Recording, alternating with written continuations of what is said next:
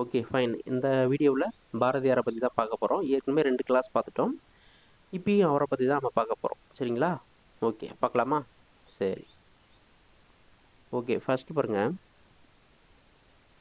சுவை புதிது, பொருள் புதிது, வளம் புதிது, சொற்புதிது, ஜோதிமிக்க நவகவிதை. சுவை புதிது, பொருள் புதிது, வளம் புதிது, சொற்புதிது, ஜோதிமிக்க நவகவிதை அப்படின்னு சொல்லி எழுதியிருக்கார். யாருங்க? பாரதியார் தான். சரிங்களா? ஓகே. நெக்ஸ்ட் ரொம்ப முக்கியமான ஒரு பாயிண்ட் பாருங்க.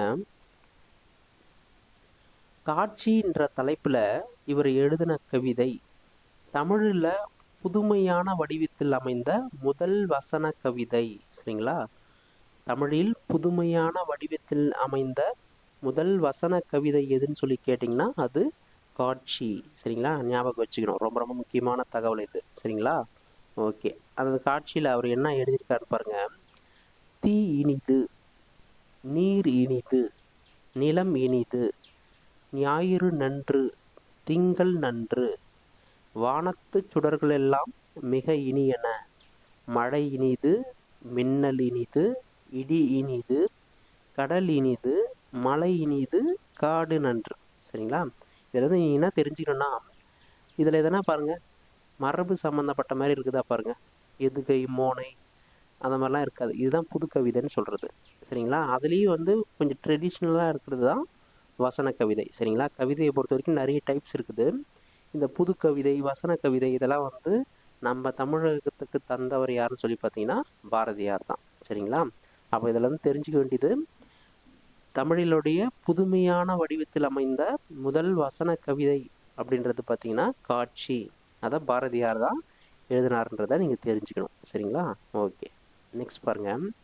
இவருடைய கவிதைகளில் என்னென்னதெல்லாம் வலியுறுத்துவார்னு சொல்லி பார்த்தீங்கன்னா தேச விடுதலையை வலியுறுத்துவார், பெண் விடுதலை, சமுதாய விடுதலை. இந்த மூன்றுமே பார்த்தீங்கன்னா அவருடைய பாடல்களில் ஒளிஞ்சிருக்கும். சரிங்களா? தேச விடுதலை, பெண் விடுதலை, சமுதாய விடுதலை. சரிங்களா?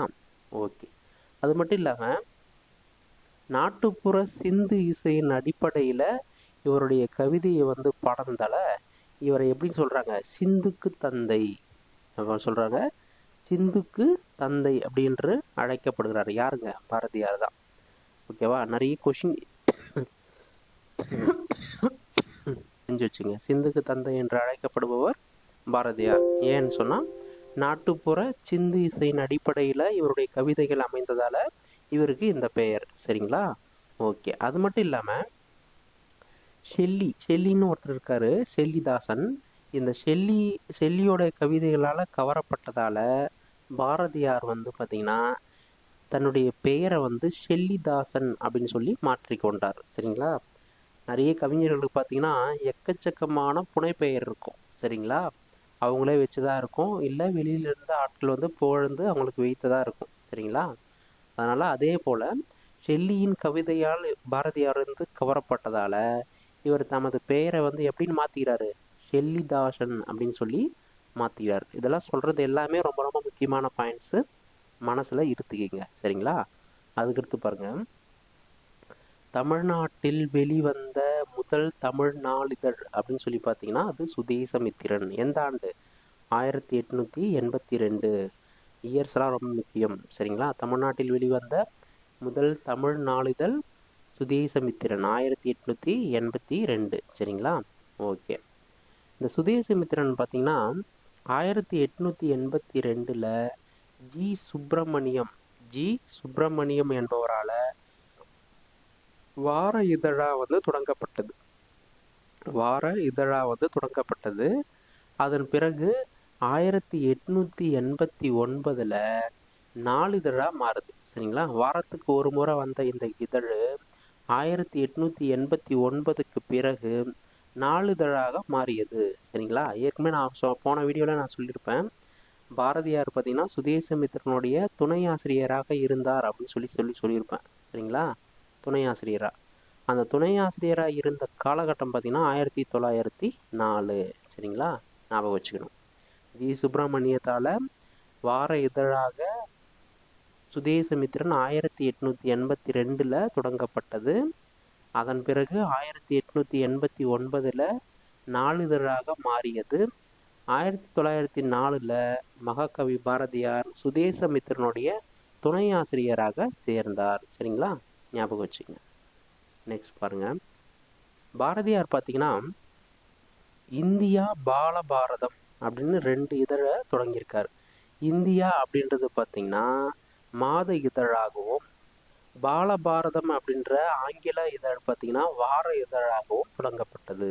இந்தியானா மாத இதழ், பாலபாரதம் பார்த்தீங்கன்னா ஆங்கில வார இதழாக தொடங்கப்பட்டது. சரிங்களா, 1907 ஞாபகம் வச்சுக்கணும். இந்தியா என்ற இதழ் தொடங்கப்பட்ட ஆண்டு 1907. பாலபாரதமும் அதே ஆண்டு தான். சரிங்களா, ஓகே. அது மட்டும் இல்லாமல் இந்த இந்தியா எதுக்கு ஃபேமஸ், இந்த பத்திரிகை எதுக்கு ஃபேமஸ்ன்னு சொல்லி பார்த்தீங்கன்னா கருத்து சித்திரங்கள்னு சொல்லுவாங்க இல்லையா, கார்ட்டூன்ஸ், அதுக்கு ரொம்ப பேர் போன ஒரு பத்திரிகை தான் இந்த இந்தியா, பாரதியாரால் உருவாக்கப்பட்டது. சரிங்களா, ஆங்கிலத்தில் பார்த்தீங்கன்னா கார்ட்டூன் அப்படின்னு சொல்லி அழைக்கப்படுது. சரிங்களா, இதுவே தமிழில் பார்த்தீங்கன்னா கருத்து படம், விகிட சித்திரம், வேடிக்கை சித்திரம், கேலி சித்திரம், விளக்கப்படம், கூடார்த்த படம் அப்படின்னு பல பெயரில் அழைக்கப்படுது. சரிங்களா, கருத்து படம்னு சொல்லி அழைக்கிறாங்க, விகிட சித்திரம், வேடிக்கை சித்திரம், கேலி சித்திரம், விளக்கப்படம், கூடார்த்த படம் என பல விதத்தில் அழைக்கப்படுகிறது. இதை நான் பாரதியார் என்ன சொல்கிறாருன்னா விகிட சித்திரம் என்று குறிப்பிடுகிறார். சரிங்களா, பாரதியார் சொல்கிறது தான் முக்கியம். சரிங்களா, விகிட சித்திரம்னு சொல்கிறாரு. இதை கார்ட்டூன்லாம் விகிட சித்திரம்னு சொல்லி சொன்னவர் யாருங்க, பாரதியார் தான். ஒரு சில கொஸ்டின் பேப்பரில் நீங்கள் எடுத்து பார்த்தீங்கன்னா கருத்து சித்திரங்கள்னு இருக்கும், கேலி சித்திரங்களை வெளியிட்டது யாருன்னு சொல்லியிருக்கோம். ஆனால் ஒருவேளை இந்த சொல்லப்பட்டிருக்கிற இந்த வகைகளில் அதுவும் எல்லாமே சேம், ஒரே பேர் தான். ஆனால் சொல்லக்கூடிய விதம் வேறு வேறு.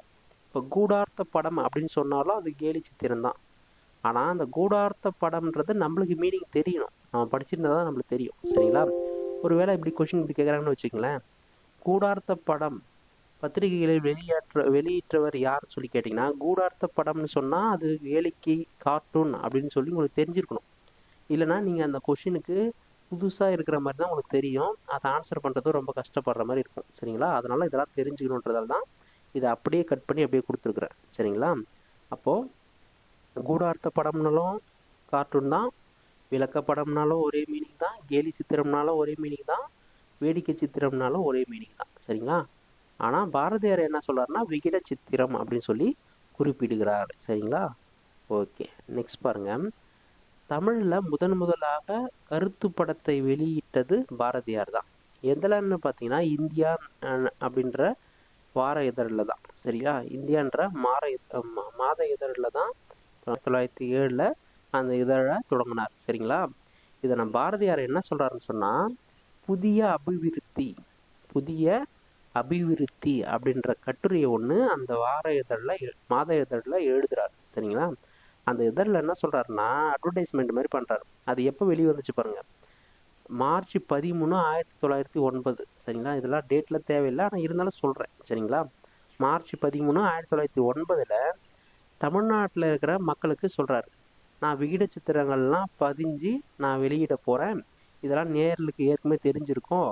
அடுத்த வாரத்திலிருந்து தலைப்பாக்கத்தில் இருக்கிற சித்திரத்துக்கு மட்டும் இல்லாமல் உள்ளே இருக்கிற கண்டென்ட்டுக்கும் நான் சித்திரங்களை போடுவேன் அப்படின்னு சொல்லி அவர் சொல்கிறாரு. சரிங்களா, மக்களுக்கு அதில் எந்த கட்டுரை மூலயமா சொல்கிறாருன்னு சொல்லி பார்த்தீங்கன்னா புதிய அபிவிருத்தி அப்படின்ற கட்டுரையின் மூலயமா மக்களுக்கு எடுத்து சொல்கிறார். சரிங்களா, ஓகே. இப்போ முன்னாடியே அது என்ன செய்ய போகிறோன்ற செயல் திட்டத்தை மற்றவங்களுக்கு தெரிவிக்கிறார், அவ்வளோதான். சரிங்களா, அங்கே இங்கேமா ஒரு சில படங்கள்லாம் போட்டால் அது மக்களிடையே ஒரு விழிப்புணர்வை ஏற்படுத்தும், ஒரு புரட்சிகரமான ஒரு பத்திரிகையாக இருக்குன்னு சொல்லி தான் அவர் இந்த மாதிரிலாம் செய்கிறார். சரிங்களா, அது மட்டும் இல்லாமல் தமிழ்நாட்டில் நமது பத்திரிகையில் மட்டும்தான் விகிட சித்திரங்களை பதிப்பித்து வரோம் அப்படின்றத பற்றியும் அவர் சொல்லியிருக்கார். சரிங்களா, இதன் மூலிமா என்ன தெரியுதுன்னா இந்தியான்ற பத்திரிகை மூலயமா தான் கேலி சித்திரங்கள் வெளியாக்கிட்டேன் அப்படின்றது நம்மளுக்கு தெரியும். சரிங்களா, தெரிய வருது. ஓகே, நெக்ஸ்ட் பாருங்க, இந்த விகிட சித்திரத்தில் அதாவது பார்த்தீங்கன்னா இந்த கேளிக்கை கார்ட்டூன் படங்களில் வெள்ளையருடைய சுரண்டலையும் வெளிக்காட்டியிருக்கார். சரிங்களா? அதாவது பார்த்தீங்கன்னா ஒரு சித்திரத்தில் பார்த்தீங்கன்னா இந்தியர்களை வந்து எலும்பு தோலுமாக இருக்கிற மாதிரியும், வெள்ளையர்கள் பார்த்தீங்கன்னா ரொம்ப செல்வ செழிப்போடு இருக்கிற மாதிரியும் சொல்லியிருப்பார். இது எதுக்குன்னு சொன்னால், ஆங்கிலேயர்கள் பார்த்தீங்கன்னா ஆண்டுக்கு 45 கோடி ரூபாய் குறையாமல் இந்தியாவிலிருந்து உறிஞ்சிடுறாங்க அப்படின்றத விளக்குறதுக்காக தான் இந்த படத்தை அவர் போட்டார். சரிங்களா? இதெல்லாம் வந்து ரொம்ப முக்கியமானது தான். ஒருவேளை வந்து இதெல்லாம் கூற்று காரணமோ இல்லை சில கண்டென்ட் அப்படியே எடுத்து கொடுத்துட்டு சரியா தவறான்னு சொல்லி கேட்கும் போதெல்லாம் ரொம்ப நம்ம இந்த மாதிரி விஷயங்களை தெரிஞ்சிருந்தால் தான் நம்ம ஆன்சர் பண்ண முடியும். சரிங்களா? ஓகே. இந்த படம் எப்போ வெளியே வந்ததுன்னா 1906 வெளியே வந்திருக்கு. சரிங்களா? அதாவது வெள்ளையருடைய சுரண்டலை வெளிக்காட்டுறதுக்கு அவர் இந்த மாதிரி ஒரு படத்தை யூஸ் பண்ணிட்டாரு. சரிங்களா? நெக்ஸ்ட் பாருங்க. சரி, இன்னொரு கேலி சித்திரத்தை பாருங்க. இது 1908 வெளிவந்துச்சு. சரிங்களா? 1908 வெளிவந்திருக்கு. கோழி பார்த்தீங்கன்னா குப்பை மேட்டில இருந்து கூவுற மாதிரியும், இந்த கோழியினுடைய குரலை கேட்ட உடனே சுதந்திர சூரியன் உதிப்பது போல ஒரு சித்திரத்தை வரைஞ்சிருக்காரு. இது எதுக்குன்னு சொல்லி பார்த்தீங்கன்னா, மக்களுக்கு சுதந்திர உணர்வை ஊட்டுவதற்காக இந்த ஒரு கேலி சித்திரத்தை அவர் வரைந்தார். சரிங்களா? 1908 வெளியே வந்திருக்கு இதெல்லாம். சரிங்களா? 1908. சரியா? இப்போ பாருங்கள் எந்த அளவுக்கு ஒரு புரட்சிகரமாக ஒரு வேலையை செஞ்சுருக்காருன்னு பாருங்கள். இதனால தான் ஆங்கில அரசுக்கு இவர் மேலே பயம் வந்தது. அதனால தான் இவரை வந்து கைது செய்யணும் முற்பட போது இவர் எங்கே ஓடி போயிடுறாரு? பாண்டிச்சேரிக்கு ஓடி போயிடுறாரு. சரிங்களா? ஓகே. அது மட்டும் இல்லாமல் பஞ்சம் என்ற தலைப்பில் வந்து ஒரு சித்திரத்தை வரைஞ்சிருக்காரு. அந்த பஞ்சத்தில் என்ன சொல்லியிருக்காருன்னா, பஞ்சத்திற்கு பருவநிலை காரணம் இல்லை, பஞ்சத்திற்கு பருவநிலை வந்து காரணம் இல்லை, இந்தியாவில் உற்பத்தி செய்யக்கூடிய அனைத்து பொருள்களும் வெளிநாட்டுக்கு ஏற்றுமதி செய்கிறதால தான் பஞ்சம் ஏற்படுறதா அவர் அதில் சொல்லியிருக்காரு. சரிங்களா? ஓகே. நெக்ஸ்ட் பாருங்க. கொடுமையாக இருந்துச்சு. சரிங்களா? அதனால் 1907 ஒரு கார்ட்டூனை வெளியிட்டார். சரிங்களா? அதுக்கு தலைப்பு பார்த்தீங்கன்னா இந்திய யானையும் ஸ்கார்ப்பு வாகனம் அப்படின்ற தலைப்பில் ஒரு கருத்து படத்தை வெளியிட்டாரு. அதாவது பார்த்தீங்கன்னா அமைதியான இந்தியா அப்படின்ற ஒரு யானையின் மீது சுங்கவரி, நிலவரி, தொழில் வரி, வருமான வரி, அதுமாரி பல வரிகளை சுமத்திட்டு ஒரு துறை வந்து அது மேலே சவாரி செய்யறது மாதிரி கொடுத்துருப்பார். சரிங்களா? இதை பார்க்கும்போதே நம்மளுக்கு அதனுடைய முக்கியமான விவரங்கள் வந்து நம்ம தெரிஞ்சு போயிடும் அந்த படத்தை பார்த்தாவே. சரிங்களா? அதுதான் கேலி சித்திரத்தினுடைய ஒரு ஸ்பெஷாலிட்டியே. சரிங்களா? எழுத்து மூலிமா சொல்லாமல் படத்தின் மூலியமாகவே நம்மளுக்கு விளக்கிட்டுறது. சரி, அதே மாதிரி நான் ஒரு பாயிண்ட் ஒன்று சொல்லியிருப்பேன். பாரதியார் பார்த்தீங்கன்னா தீவிர தேசியவாதி. சரிங்களா?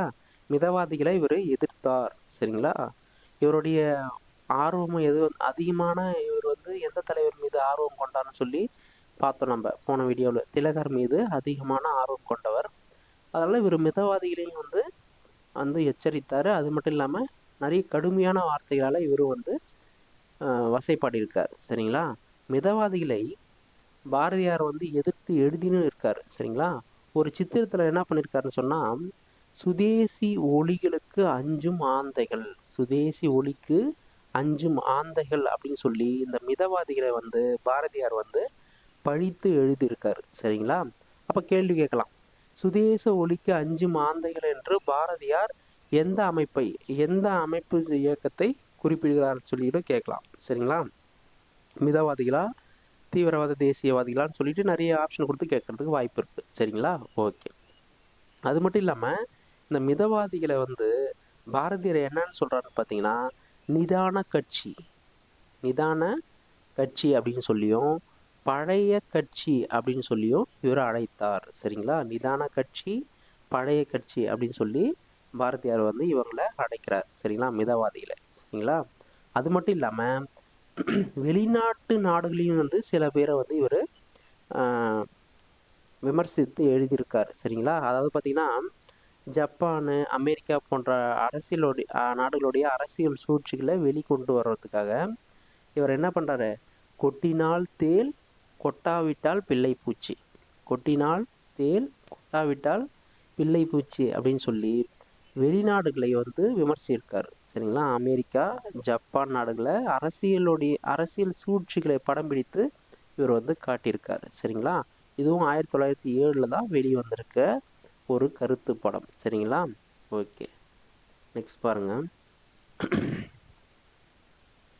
பாரதியாருடைய கருத்து படங்களை பற்றி பாரதிதாசனும் புகழ்ந்து சொல்லியிருக்கார். அவர் என்ன சொல்லியிருக்காருன்னு பார்த்தீங்கன்னா, அந்த சித்திரம்தான் முதலில் என்னை அவர்தம் பரிவாரங்களின் பக்கமாக இழுத்தது. அந்த சித்திரம்தான் என்னை இன்னார் என்று எனக்கு கூறிற்று அப்படின்னு சொல்லி பாரதிதாசன் சொல்றார். பாரதியை பற்றி பாரதிதாசன் சொல்ற ஒரு புகழ்மொழி. சரிங்களா? ஓகே, இந்த அளவுக்கு நிறைய பார்த்துருக்குறோம். நிறைய திரும்ப திரும்ப கேளுங்க. ப்ரீவியஸ் இயர் கொஷின் பேப்பரை ரெஃபர் பண்ணுங்க. கரெக்டான பாதையில் நம்ம பயணிச்சோம், கரெக்டான பாதையில் நம்ம போனோம்னு சொன்னால் வெற்றி கண்டிப்பாக நம்ம தேடி வரும். சரிங்களா? Okay, thank you.